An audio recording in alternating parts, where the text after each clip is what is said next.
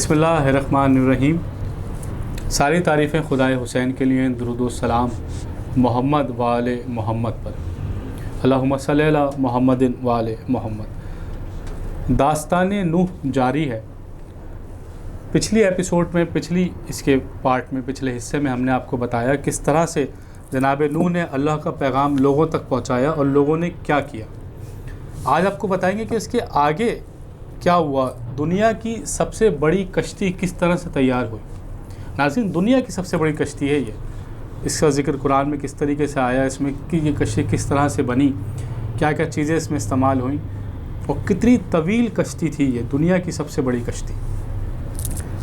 گمراہی کا زمانہ تھا، کوئی آپ کی بات نہیں سن رہا تھا، حتیٰ کہ خود آپ کا بیٹا اور آپ کی بیوی، انہوں نے بھی آپ کے پیغام سے، آپ کے میسج سے، جو آپ کہنا چاہ رہے تھے، جو آپ سمجھانا چاہ رہے تھے، اس سے انکار کر دیا۔ ناظرین، جناب نوح کی صبر، جو انہوں نے صبر کیا، اس کا اندازہ آپ اس بات سے لگائیں کہ باہر تو باہر، قوم تو قوم، خود آپ کے اپنے گھر والے بھی آپ کی بات نہیں سن رہے۔ اسی لیے جیسے ہم نے آپ کو پچھلے قسم میں بتایا کہ جناب نوح بہت نوح کہتے ہیں نوحہ کرنے والے کو، فریاد کرنے والے کو۔ جناب نوح نے بھی بہت صبر کیا ہے۔ ایک طرف قوم آپ کی بات نہیں مان رہی، دوسری طرف گھر والے بھی آپ کی بات نہیں سن رہے۔ اسی غم میں، اسی طرح سے غم میں غمگین پڑے رہنے میں آپ کا نام نوح پڑ گیا۔ اور جب بات یہاں تک آ گئی تو جیسے ہم نے اپنے پچھلی حصے کو ختم کیا تھے، جناب نوح نے اللہ سے کہا تھا یہ قوم میری بات نہیں سن رہی ہے، تو اللہ نے جناب نوح کی طرف حکم بھیجا کہ اب آپ ایک کشتی بنائیں اور تبلیغ کرنا چھوڑ دیں۔ اس کا ذکر قرآن میں یوں آیا، سورہ ہود آیت کا ترجمہ، اور ہماری نگرانی میں اور ہماری وحی کی مدد سے کشتی بناؤ، جو لوگ ظالم بن چکے ہیں ان کے بارے میں مجھ سے کوئی بات نہ کرو۔ اللہ کو بھی غصہ ہے اس وقت، کوئی بات نہ کرو، اب جو لوگ غرق ہو کر رہیں گے، یہ اللہ کا فیصلہ ہو چکا۔ یہ کشتی کتنی لمبی ہو، یہ کشتی کتنی چوڑی ہو، یہ کشتی کتنی اونچی ہو، یہ کشتی کس چیز کی ہو، یہ تمام تر تفصیلات اللہ نے جناب نوح کو وحی کے ذریعے سمجھائیں۔ قرآن کی ایک اور آیت کا ترجمہ، اور نوح کو ہم نے تختوں اور میخ مطلب وہ کیل، جسے کیل کہتے ہیں، تختوں اور میخوں والی کشتی میں سوار کیا۔ یعنی اللہ نے بتایا کہ کشتی کس چیز کی بنے گی، تختوں کی، اور اس کو کیسے جوڑ جائے گا، میخوں کیلوں سے۔ ناظرین، روایت کے مطابق اس جیسی کشتی تاریخ انسانیت میں نہ پہلے بنائی گئی اور نہ بعد میں بنی۔ روایت بتاتی ہے کہ یہ کشتی 3 منزلہ تھی، یعنی 3 فلور کی کشتی تھی یہ، 1 2 3 3 فلورز تھے اس میں، اور اتنی بڑی تھی کہ اگر ہم آج کے دور سے سمجھانے کی کوشش کریں، آج کے دور کی بات کریں کہ تو ریل گاڑی جو ہوتی ہے، ٹرین جو ہوتی ہے، اس کے کم از کم 500 ڈبے، 500 بوگیاں کے برابر اتنی طویل کشتی تھی، اور 3 فلورز کی کشتی تھی یہ۔ تو بس اللہ کا حکم ہوا اور جناب نوح اللہ کے حکم سے کشتی بنانے میں مصروف ہو گئے، اور دنیا کی سب سے بڑی کشتی کی تعمیر کا آغاز شروع ہو گیا۔ جب قوم نے دیکھا کہ جناب نوح کشتی بنا رہے ہیں تو پہلے تو بڑے حیران ہوئے، قوم بڑی حیران ہوئی، دیکھا، اور یہ بھی دیکھا، اس بات کو بھی نوٹس کیا کہ تبلیغ بھی نہیں کر رہے۔ کل تک تو یہ تبلیغ کر رہے تھے اور آج کشتی بنانے میں مصروف ہو گئے۔ تو قوم نے شروع میں تو کوئی اہمیت نہیں دی کہ ٹھیک ہے، وہ پہلے ہی کہتے تھے کہ ہم نے تمہاری کسی بات سے کوئی سروکار نہیں ہے، تو کشتی بنانے سے بھی ان کو کوئی مسئلہ نہیں۔ اب جناب نوح مسلسل دن رات کشتی بنانے میں مصروف ہیں، اور جب کشتی کی کچھ شکل نکل کے سامنے آئی تو لوگ حیران ہو گئے، حیران کے ساتھ ساتھ مذاق بھی اڑانے لگے۔ سورہ ہود کی آیت کا ترجمہ، جب ان کی قوم کے سردار نوح کے پاس سے گزرتے تو ان سے تمسخر کیا کرتے، ان کا مذاق اڑایا کرتے تھے، تو نوح ان سے کہتے جس طرح آج تم ہمارا مذاق اڑا رہے ہو، ایک دن آئے گا کہ ہم تمہارا مذاق اڑائیں گے۔ یہاں تک کہ کہنے لگے کہ آپ تو مجنون ہو گئے ہیں، اتنی بڑی کشتی بنا رہے ہیں اور اس علاقے میں کشتی بنا رہے ہیں، یہاں تو سمندر کا بھی گزر نہیں ہے، یہاں تو سمندر بھی نہیں ہے۔ تب نوح نے کہا یہ میرے رب کا حکم ہے اور میں اس کے حکم سے کشتی بنا رہا ہوں۔ ناظرین، طوفان نوح تاریخ انسانیت کا، جیسے تاریخ انسانیت کی سب سے بڑی یہ کشتی تھی، اس طرح سے جو طوفان نوح آیا ہے وہ بھی تاریخ انسانیت کا سب سے بڑا طوفان تھا، جس نے زمین تو زمین، بڑے بڑے پہاڑوں کو نگل لیا تھا۔ آگے آپ سنیں گے کیسے چھوٹے موٹے طوفانوں میں کشتیاں ڈوب جاتی ہیں، لیکن یہ ایسا طوفان تھا کہ جس یہ جو کشتی تھی اس طوفان میں ایک دن نہیں، 2 دن نہیں، 1 مہینے نہیں، 2 مہینے نہیں، پورے 6 مہینے تک یہ کشتی چلتی رہی ہے۔ یہ ایسا معجزہ ہے کہ جس کے بارے میں آج تک سائنس حیران ہے۔ کوئی بھی جہاز اتنے طویل عرصے تک سمندر میں نہیں رہ سکتا۔ دن گزرتے گئے، کشتی کی تعمیر جاری ہے، یہاں تک کہ کشتی مکمل ہو گئی۔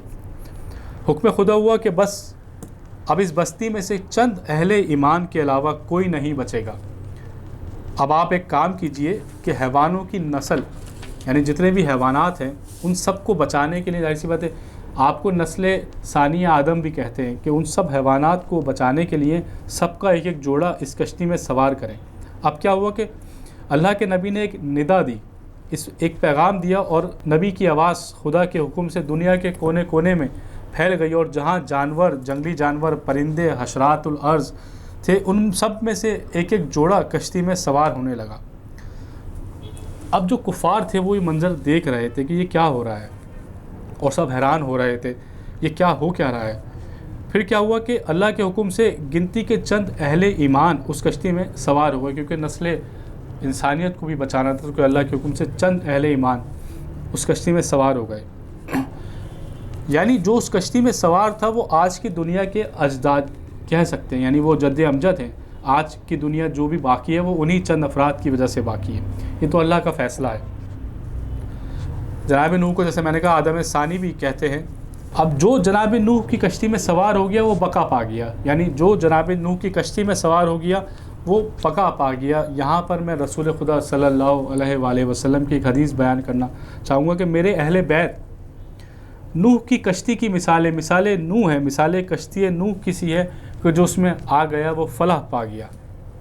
اب کشتی تیار ہے، بارش کی پہلی بوند گرتی ہے اور ایک تنور سے پانی کا ایک فوارہ بلند ہوتا ہے۔ قرآن کی آیت کا ترجمہ، اور جب ہمارا حکم آ گیا تو تنور سے پانی ابلنے لگا۔ روایت کے مطابق مسلسل 40 روز تک آسمان سے بھی پانی برستا رہا، زمین سے ہی پانی ابلتا رہا۔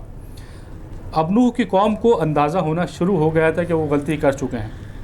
وہ نوح کی دعوت کا جو مذاق اڑاتے تھے، اب وہ شاید مذاق ان کے لیے عذاب بن چکا ہے۔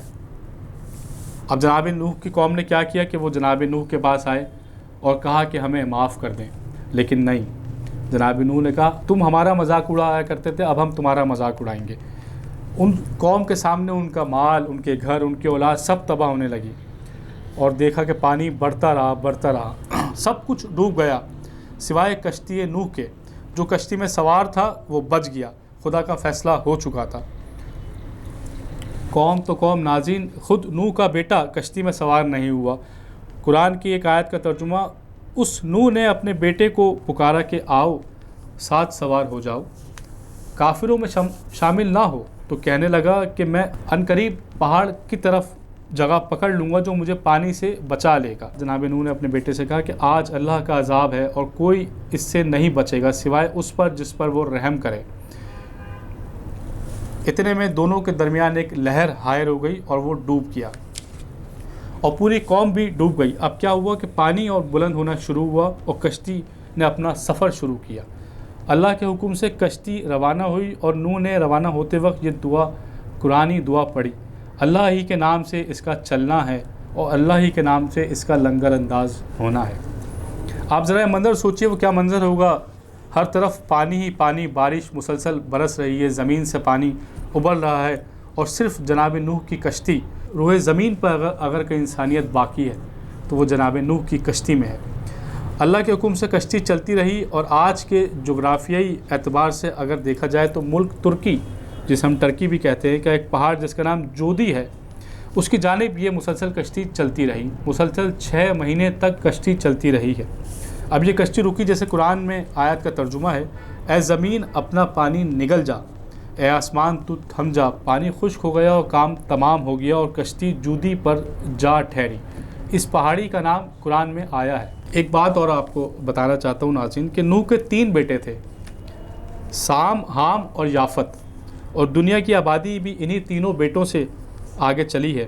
ناظرین آپ غور کریں کہ دنیا کے تمام اقوام، جتنی بھی قومیں ہیں دنیا کے اندر، وہ 3 طرح کے ہی ہیں۔ ایک چینی جاپانی جو قوم ہے، ایک سیاہ فام ہے، اور ایک جو یہ ایشیائی خطے میں ہم لوگ ایشیا رہتے ہیں، یہ 3 طرح کی قومیں موجود ہیں۔ اسی طرح سے زبانیں بھی، جو زبانیں لینگویج لکھی جاتی ہیں وہ بھی 3 طرح کی ہیں، ایک دائیں سے بائیں، ایک بائیں سے دائیں، ایک اردو، ایک انگلش، اور یہ چینی جاپانی جو باکسز میں لکھی جاتی ہے، جو اوپر سے نیچے تک آتی ہے۔ ناظرین، قصہ نوح یہاں پہ ختم ہوا، اگلے قصے میں ایک اور نبی کی داستان لے کے آپ کی خدمت میں حاضر ہوں گے۔ جب تک کے لیے اجازت دیجیے، آپ کا میزبان سید میسا مظہر، السلام علیکم۔